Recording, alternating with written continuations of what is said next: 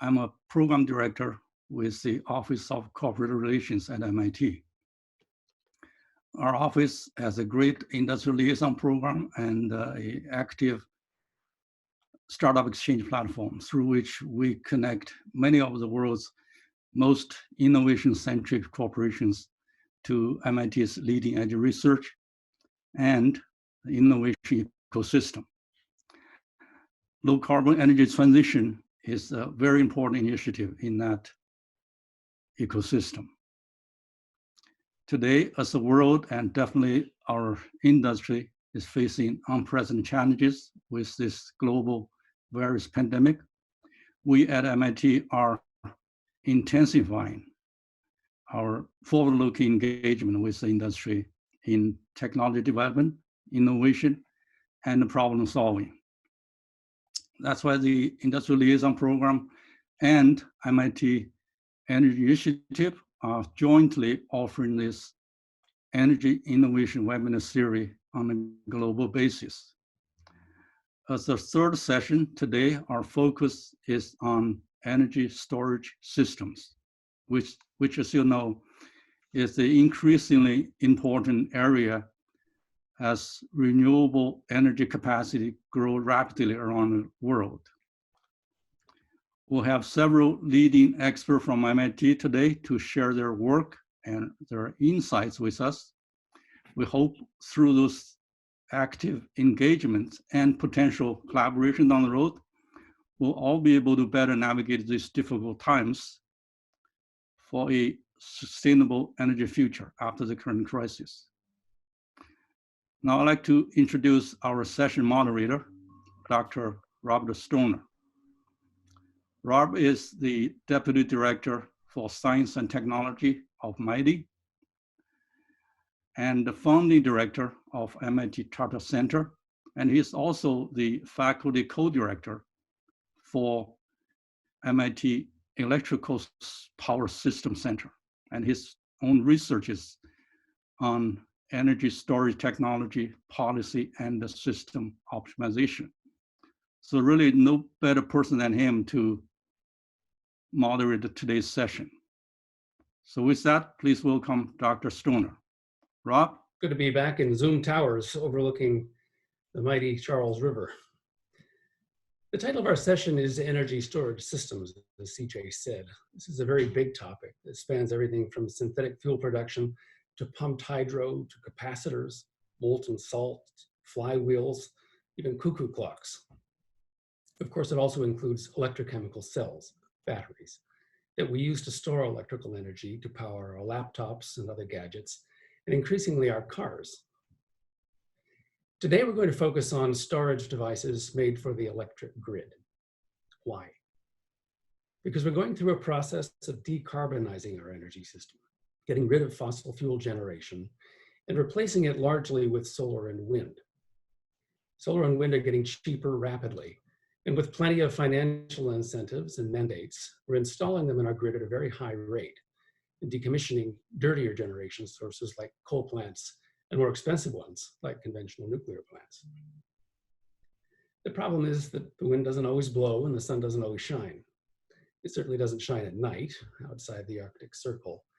And in some places, like Massachusetts this spring, it hardly shines at all for days, weeks, or months at a time.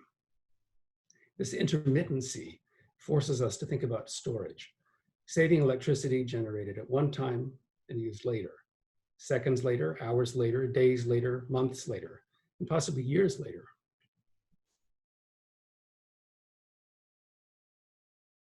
That work on the time frame of seconds or less to provide so-called ancillary services, voltage and frequency regulation mostly, which are very valuable and important for the proper functioning of the system. Indeed, the majority of storage devices now on the grid are there to provide these services, but they're relatively small and so don't really help us on a longer time frame to deal with intermittency. They're also relatively expensive, which doesn't matter very much because they just aren't that big a part of the system.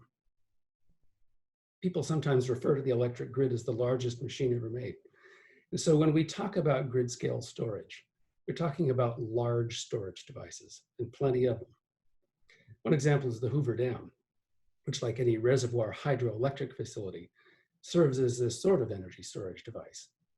In fact, the Hoover may be outfitted with pumps shortly that will return water to Lake Mead from the Colorado River, turning it into a so-called pumped hydro storage system, capable of holding enormous amounts of energy that can be converted rapidly into electricity by re-releasing it into the into the Hoover's hydro turbines. There's a lot to be said for this technology. Pump storage is something of a cost benchmark for grid scale storage. It just doesn't come any cheaper, at least not yet. But Hoover dams don't grow on trees, and they tend not to grow in convenient places, like close to cities and factories. Expensive transmission lines are needed to shuttle energy between them and load centers, which is very often unacceptable to the many people who have to look at or live under them. We need relatively compact and easy to site energy storage for a grid powered mostly by wind and solar. It has to be cheap, or all those cost reductions that we're seeing in solar and wind won't matter. The system they're part of will become too expensive overall, and our decarbonization project will stall. As a general approach, batteries are very attractive candidates for many of our grid storage needs. They're modular, and so can be made big or small to fit a wide range of timescales, from minutes to days. They can also have very high energy densities. That is, they're compact and easy to site, and high power densities, meaning they can release a lot of energy very quickly despite their compactness. And they're getting cheaper all the time and can last for years. But they have to get cheaper, much cheaper. Two of our speakers today are MIT faculty members who will describe their efforts to develop new types of batteries for the grid. I'll introduce them one at a time when I invite them to speak in just a minute. Our third speaker is an expert on the grid itself, who leads a group of researchers using advanced modeling techniques to examine the role of storage quantitatively and investigate other approaches for mitigating intermittency that battery storage must compete with. Each speaker will take 15 minutes to make remarks, and then we'll leave another 20 minutes for questions before moving on to the next. So let's go to our first speaker, Professor Don Sadoway, the John F. Elliott Professor of Materials Chemistry in the Department of Materials Science and Engineering at MIT. Don, over to you. I'm Donald Sadoway. I'm here to talk about an approach to addressing the issues that Rob has laid out, namely new battery chemistries that have to satisfy the demanding performance requirements of the grid, including cost. And my thesis is cost-informed discovery, and I'll tell you what that means as I move along. By way of introduction, I always like to show this image of Earth at night. But you realize this is a collage, of course. The Earth actually never does look like this. When it's dark in Asia, it's light in the Americas. If the Earth ever does look like this, it's a really bad day for all of us. But let's take the collage for its metaphorical value. And I like to look at this and be reminded that electricity is tantamount to modernity. Everything that we take for granted in a 21st century world is predicated on the availability of electricity. And in this image, where you don't see light, you don't see the modern world. Where you don't see light, it's either one of two conditions. Either nobody lives there or the place hasn't been electrified. And from my perspective, there's no more precious gift that we can give to those people than access to electricity. And of course, we want it to be sustainable electricity to support a sustainable modernity. And that means sustainable methods of power generation going where there is none, and also decarbonization of our modern world. Storage is the key enabler, as we've been told. And it's not only the question of addressing the problem of intermittency so that the renewables can be fully integrated into baseload generation, but also that it would make today's grid more reliable, and by better use of assets of generation, transmission, and distribution. So it's across the board if we want to look at wholesale decarbonization. But stationary storage is very different. Yeah, we have batteries And yeah, the prices have been falling, but lithium ion was invented for handheld devices. The requirements for stationary storage are very different. Long service lifetime, not years, but decades. Safety. When you get large format batteries, many cells, hundreds, thousands of cells in close proximity, there are safety issues in terms of thermal management and power management. As Rob mentioned, the operations have to be from time scales of seconds to time scales of days. And ultimately, it has to be low cost. And it has to be all of these. I mean, I could give you a fantastic battery that would do the top three, but it would come in at a NASA price point, so who wants that? So hence what I call the research paradigm shift. What do I mean by that? Well, I contend that the classical model for research at the university doesn't work in this application. And what is that classical model? Invent the coolest chemistry, publish in the highest impact journals, and maybe something will come of this. Some startup will turn this into something useful, and you will drop the price point with work in the private sector. But you're not going to hit the price point that competes with heavily subsidized, deeply entrenched hydrocarbons unless you start thinking about cost on day one, not day 1001. So that changed the way I approached the problem by factoring cost into the very early discovery stage. So as I mentioned, it's not battery versus battery, it's battery versus diesel, battery versus natural gas. And so we have to think very differently. So what first plank is confine chemistry to earth abundant elements. Don't even consider elements that are really high performing, but have the earth abundancy of something like precious metals. So I say if you want to make something dirt cheap, you should make it out of dirt, and preferably dirt that's locally sourced so that you have a secure supply chain. To me, it doesn't make sense to get rid of our dependence on imported petroleum to turn it into reliance on imported neodymium. So we have to think about earth abundance.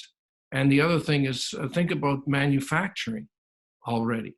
The lithium ion battery is a very, very complex. The plants cost billions of dollars and so on and so forth. So think about design also at the discovery stage so that you have something that is easy to manufacture. So when I started on this enterprise back around 2005, 2006, prior to that, I had been doing some work in lithium polymer, lithium metal, and so on. But I grew tired of that and moved over to grid level storage. And so I came to the recognition that you have to ask the right question. In other words, let's not even use the word battery. Let's talk about inventing a colossal cheap storage device. So I don't specify. If I say the word battery, immediately the mind starts to imagine a right circular cylinder, and all of these biases creep in. I just said I want something that's got to be big, cheap, and it stores energy. I also disregarded the conventional wisdom. I did not consult with any people in the battery field. I said, just take a fresh look at this and don't be biased because it won't open your mind. So I looked outside the field, and my other area of research here at MIT was electrochemistry as it applies to metallurgy, to the electrometallurgy, extraction of metals like aluminum, magnesium, lithium, and so on. And so for inspiration, I looked to a modern aluminum smelter. And this is an image of a smelter up in Quebec. From left to right, it's probably about 100 feet. And from front to back, it probably goes about a mile. And this thing is producing aluminum 24/7. Drawing, this one is probably drawing about 400,000 amperes at 4 volts. Consumes vast quantities of electricity to produce metal from dirt. And yet it does so for less than 50 cents a pound. So I looked at this thing and I said, this is a miracle of modern electrometallurgy. It traffics in huge amounts of electricity. It gives a product that's very cheap. I said, if I could just teach this thing how to store charge and release it on demand, then I know at the end I'm going to have something big and cheap. The classical approach is to say, I have a battery. It's small. How do I make this thing big? And I said, well, that doesn't work for me. So this is the genesis of the idea. And so out of this came the liquid metal battery. The 3 liquid layers, a top layer of a low density metal, a bottom layer of a high density metal, and in between a molten salt. So those bottom 2 layers are cut and paste from an aluminum smelter.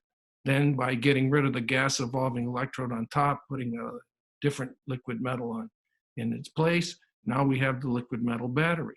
And this is representative. I mean, we started with magnesium and antimony, but today we have a variety of other chemistries. But just for argument's sake, let me show you how this thing works. The magnesium wants to go from the top to the bottom to alloy with the antimony, but it can't because the liquid metals are insoluble in the molten salt, and the molten salt's insoluble in the liquid metal. So magnesium metal turns into magnesium ion. The ion traverses the electrolyte, the orange zone, and then becomes a neutral and alloys with the antimony at the bottom. So the top layer gets thinner, the bottom layer gets thicker, and hence the battery discharges. And then to recharge the battery, you force current through and drive the magnesium out of the antimony back to the top. And you're essentially making this into an electrorefinery. So we know how to run electrorefineries, and they run for decades. So I looked at that and said, this thing might have a chance. And for my team, this is my team in the summer of 2010. And of these 20 people, maybe 2, 3 at most were steeped in electrochemistry. I hired people that were fresh, bright young people, unjaded. And so I don't have the team of experts, I have a team of anti-experts. And the first years, their work was horrible. The rate of progress was imperceptible. But after a year or 2, they started to make progress. And in year 3, they came with fantastic breakthroughs. And if you take a look at other like large institutions full of battery experts, they're good at optimization and incremental improvements. But if you want radical innovation, get a bunch of bright young people most of whom are learning electrochemistry from me. And by the way, a group of 20 for 3 years accomplished way more than a group of 3 would accomplish in 20 years. There's a scaling factor, nonlinearity there. And thanks to the MIT Energy Initiative, I secured funding. The French energy giant Total was becoming a member of MIT Energy Initiative, and through the introductions and conversations, eventually they made a commitment for $4 million back in 2009. And then the first round of ARPA-E, the Department of Energy, in 2010 started us on the way. And so with this funding, we had this big group work for 3 years on that. So what's happened in the interim?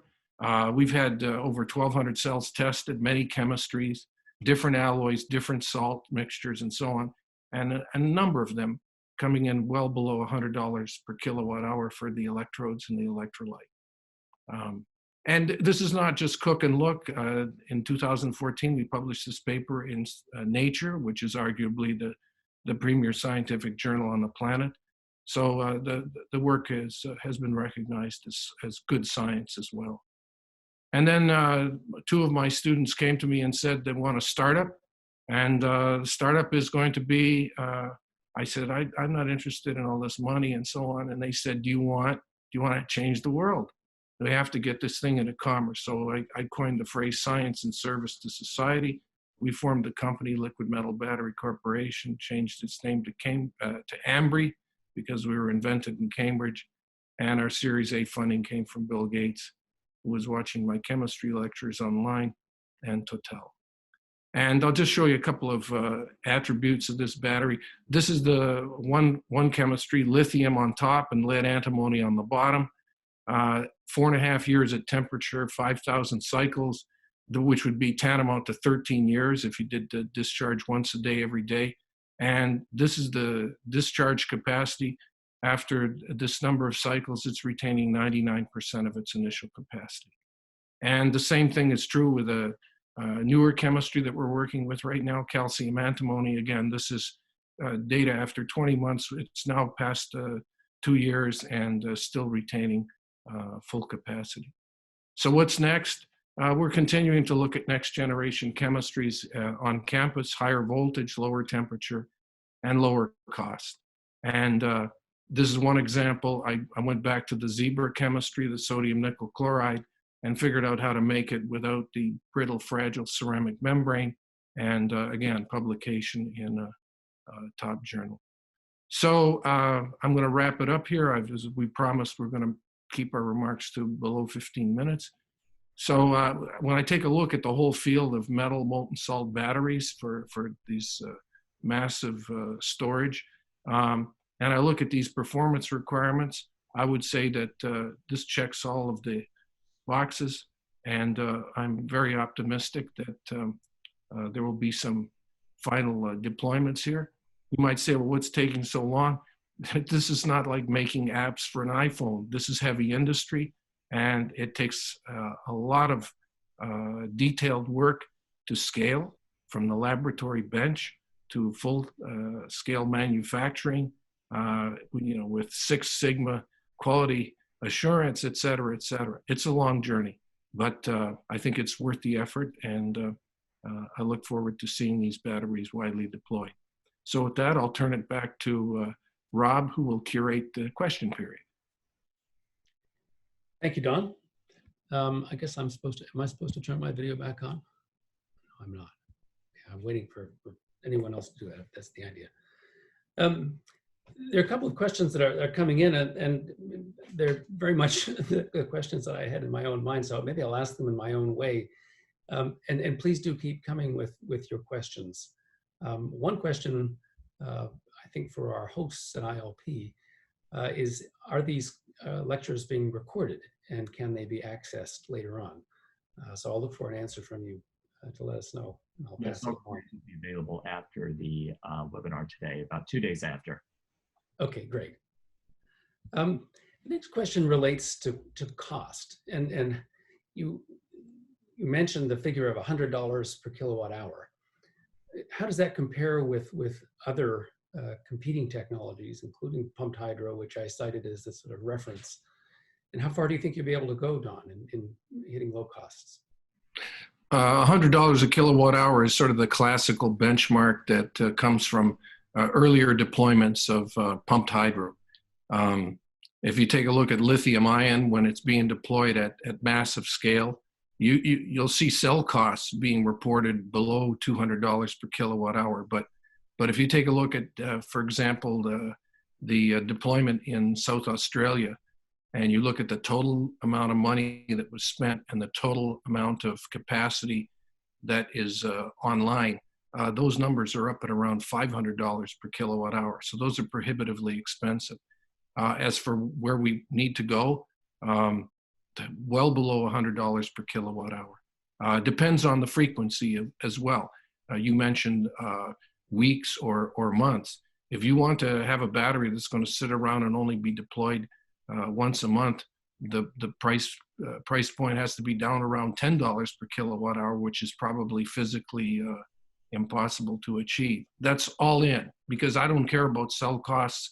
When you're in this application, you have to factor in not only the cell, but all of the interconnects, the battery management system, all of the inverters and so on, because that's what the capital cost is to the user. It's a little deceitful to quote a really low price. It's like saying, I'll give you a really fantastic price for the car, and then you show up in the showroom and, oh, it doesn't have an engine. You have to pay for the engine extra. You want the whole thing so that you can drive it away. Sounds like the guy I bought my car from. Speaking of cars, you use the term stationary storage at one point. Is that a limitation here? Are these batteries limited to cars? And a follow-up question, which also has just come in, is if you were thinking of cars or trucks, what technology options are coming along there that could be similarly low cost? Yeah, so when I started this work that led to the liquid metal battery, I was purposely thinking about stationary storage. And that relaxed one of the constraints because the battery isn't going to have to move. And therefore, the energy per unit mass is no longer relevant either because it doesn't have to move. So, and I coined the phrase, don't pay for attributes you don't need. The fact that the lithium-ion battery can also move in an application that is never going to move, so what? And so I focused on that. And with the 3 liquid layers, there's no membranes, no separators. You can't subject it to acceleration and deceleration, or this will mix and so on. So hopefully this will give it advantages in terms of cost and safety and in a stationary deployment. Now, as for the automotive applications, if we want to get something that's even better than lithium ion, that is cheaper and safer. I mean, lithium ion, it works up to a point, but if you start thinking about crashworthiness and so on, the story gets a little bit complicated. So again, I would turn to my arsenal of liquid metals, molten salts, and I have an initiative right now in my laboratory that is looking at such chemistry. And if I want to follow the same rules think about cost on day one, because we want widespread deployment of electric vehicles, they have to be cheaper, not nearly as expensive as internal combustion engines. They should be cheaper, really, really cheap. And so I looked at the periodic table and I said, well, what's the cheapest electrochemically active element? And I said aluminum. It's the 3rd most abundant element in the Earth's crust. The first 2 are oxygen and silicon, and those things, they don't, oxygen's a gas and silicon's an insulator at room temperature. So I said, make aluminum. That's the point of departure. Make aluminum. Solid aluminum is 1 electrode. And what's the cheapest non-metal? That's sulfur. So I put those as bookends and developed something. We have something in play right now. So I think that there is room for greater improvement in automotive batteries as well. But I got to get this liquid metal battery in stationary applications done first. Otherwise, one thing at a time. This relates to the other class of questions that's coming in here. In addition, I should say, to a number of offers to buy batteries from you, Don, but I'll pass those along afterwards. Oh, good. The questions relate to deployment and how these batteries are being deployed and at what scale. I mean, are you imagining them going, if they're in stationary applications, in people's basements behind the meter, or out in enormous fields, or it's part of industrial facilities, or perhaps even linked to wind farms and solar farms physically? What's the natural deployment? So there's a plurality of options, and they'll vary from location to location. People have asked if they could, some high net worth individuals, could they put them into their batteries on their estates or their islands that they own and so on. But we don't think that that's the right deployment for the liquid metal battery that operates at around 500 degrees Celsius. And it gets better as the scale gets larger. So there are several places, as you point out. It could go in tandem with wind or solar at the point of generation, or it could go nearer to the load centers. It could go, say, at substations, or it could go in the basements of skyscrapers in downtown Boston. Mm-hmm. And then the other place that is attracting a good deal of interest is large enterprises that rely heavily on huge amounts of electricity. And as they want to green their operations, if they cannot handle a situation in which there is intermittency, and if in the case of after sunset or when the wind doesn't blow, if they have to switch on a diesel generator, well, then that damages the whole premise of we're going to go green. So I see private enterprises looking at it, and then islanded communities. So some of the Hawaiian Islands have expressed interest, and places in Alaska, for example, where you have a community that's say 500 miles from a main line, has to be serviced.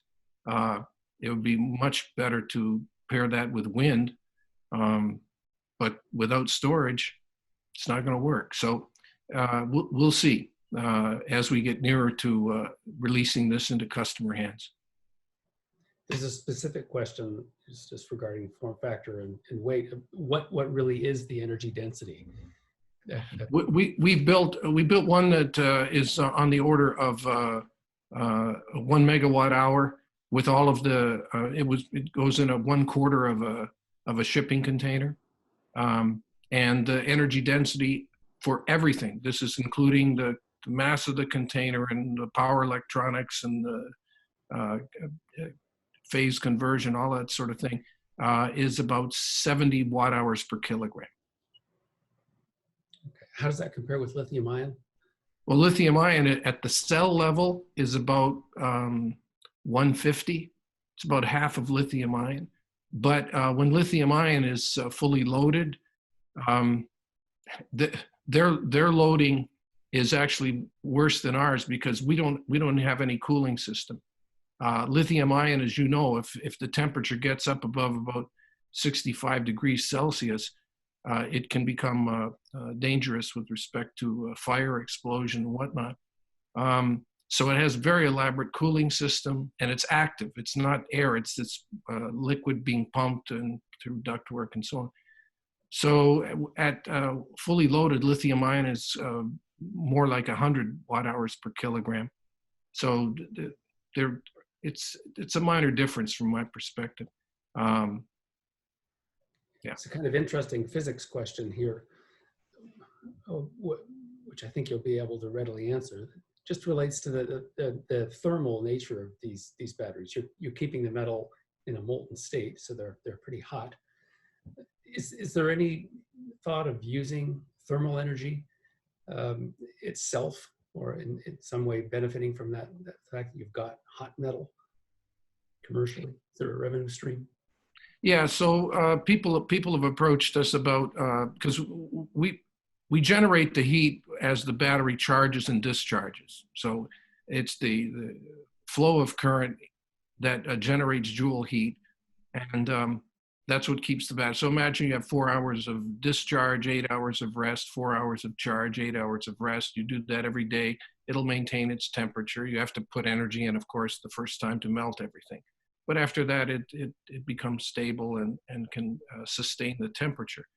So the question is, do you want to exploit that waste heat? And, we've looked at thermoelectrics, and thermoelectrics would be fine, but cost-wise, it's not there. Other people have asked, could you somehow run heat exchangers and bring water to a boil and make that a source of other generation? And quite frankly, our hands are full making the liquid metal battery work as a battery by itself, and we're not going to. We can't get involved in distractions like that because it's just too much. I don't think the investors in the company would say, until you make the product work as it's supposed to work, please don't start putting bells and whistles on it. So. Does the thermal character of the battery in any way constrain deployment? I mean, one question here about whether it will work in the Arctic or in northern Canada. Yeah, so that's happy to have that question.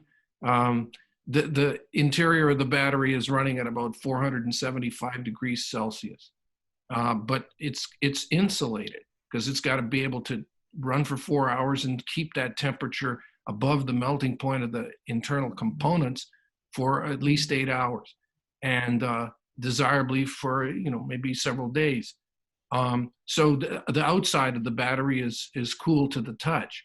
And so the battery doesn't care. It doesn't care. You can put it in the Arizona sun. It doesn't matter. Or you can put it up in the Canadian Arctic. It doesn't matter. That once that battery starts running, it's fine. I mean, you have to insulate appropriately, obviously. But the difference between minus 20 Celsius and 475 versus plus 40 Celsius and 475, doesn't matter.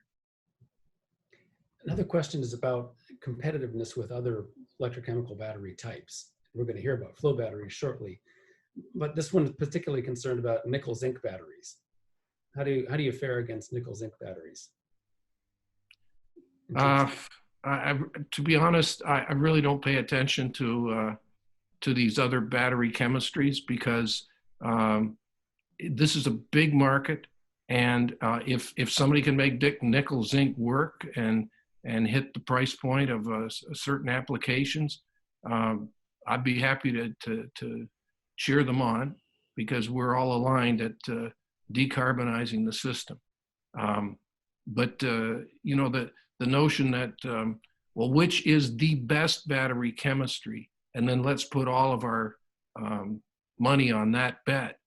I think that's it's not a good idea because, as you pointed out in your remarks, Rob, there are variegated electrical performance requirements on the grid that need to be met. And the battery that powers a hearing aid doesn't power an electric car. And so I wouldn't want to say, well, it's only liquid metal battery, and if it's not liquid metal battery, it's no good. I think that we're going to find that there are better batteries for certain applications than others. What about government support for research in this field? Is the government just throwing money at you to try to get you to develop improvements and new types of low-cost batteries? Is it easy? No. I would say that the way the government funding is going, it tends to follow trends. So, for example, I had the really nice package there at 2010 for several years, but getting new funding in this area, the high temperature liquid metal batteries, molten salts, and so on, has been not successful. And I think that people are looking at there's a huge fraction of the community that's really trying to rescale lithium ion batteries, and they're talking about lithium air, lithium metal, and so on. And I would say the portfolio should be much more diverse than it is. There was just an event about a year or two ago where they had this program for long duration storage, and there were 5 awards made out of ARPA-E. One was, 2 of them were not electrochemical. One, I think, was a variant of compressed air, and I can't remember what the other one, maybe it was thermal storage. But there were 3 made in electrochemical batteries, and all 3 were flow batteries. And I thought, don't you want to place your bets on more than one number? So I think that I think we could be bolder and more imaginative. And the thing that I liked at the beginning with ARPA-E, in the assessment process, it was always about, if successful, what is the impact? That was never a question of likelihood of success. But now I see it's all folded in. It's that, yeah, but this is, we wanted radical innovation. So I proposed something that's radical, and they said, whoa, that's radical. I said, yeah, that's what it is, right? And they said, well, what's the chances of success? I said, well, if the chances of success are really high, it isn't radical. So we just, running around in circles. There's my dog just cheering us on. I heard the sound of. Unfortunately, I can't mute myself and speak at the same time, so I'll just keep on going with apologies to the world.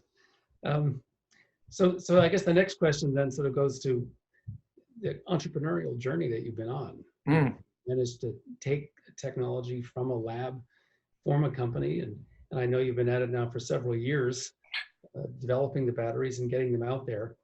Where do you see the first commercial deployments taking place? Where or when? I mean, yeah, what's the initial point of entry, do you think, for Ambry's batteries in the market? I think it's going to be a private deployment, either by a power company, someone such as on say one of the Hawaiian Islands, where they want to go with intermittent renewables, or a large enterprise, industrial enterprise that relies on huge amounts of electricity and wants to shift over to decarbonizing their electricity supply. That's what I see it.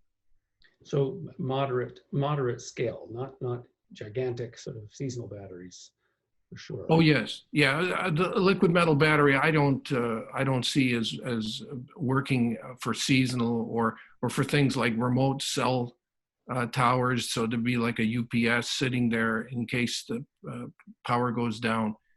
These things are designed to be used, and they preferably every day used. Now, if you have 2 or 3 days where the sun doesn't shine, you've got clouds and rain and so on, or you've got some 2 or 3 days of wind that's stilled, we could stretch to that.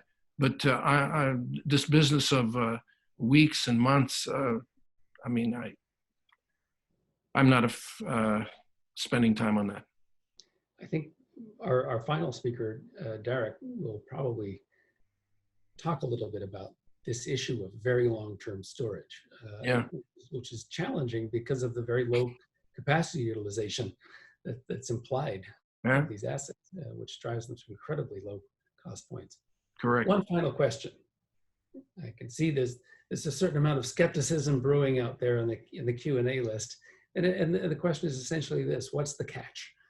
I mean, are these the argument that you make in favor of low cost is compelling? The simplicity of the design is compelling. Are they really a low risk option and guaranteed to happen, or do you still face real challenges? Oh, there are challenges.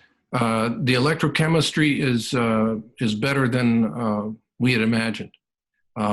We as I showed in the slide deck, the capacity fade is negligible, so that's all good. So that it would have long service lifetime. It doesn't degrade the way lithium ion. Lithium ion degrades just by cycling. It's not from some malfeasance or abuse. This thing doesn't, because it's all liquid. It doesn't have any memory. It clears itself up. But where things get difficult is when we go to scale. And when we go to scale, we have to solve all the manufacturing problems. These cells have to be manufactured sealed, and there's a break between the positive and negative electrodes, and this requires a high temperature seal. It's got to be made of a ceramic that can endure different coefficient of thermal expansion between itself and the steel case. And so that's where the catch is. It's in mastering all of the difficulties and challenges facing us in the manufacturing of something that's never been manufactured before, and there's nobody to turn to. I could take the smartest people in the world who can manufacture lithium-ion batteries. They take one look at what we're doing and they say, I can't help you. It's so different.